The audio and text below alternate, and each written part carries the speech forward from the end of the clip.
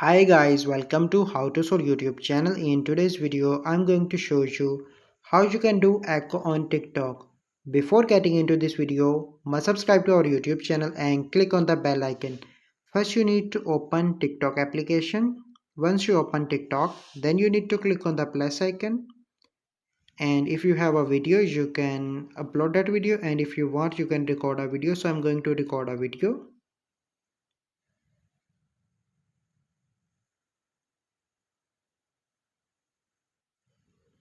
Once you record a video, then you need to click on this tick mark at the right side,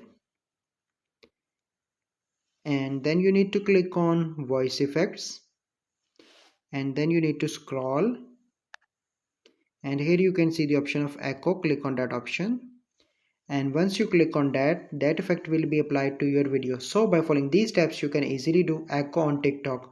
I hope you find this video helpful. If you find this video helpful, must like this video, subscribe to our YouTube channel for future videos. We'll see you in the next video. Thank you. Have a good day.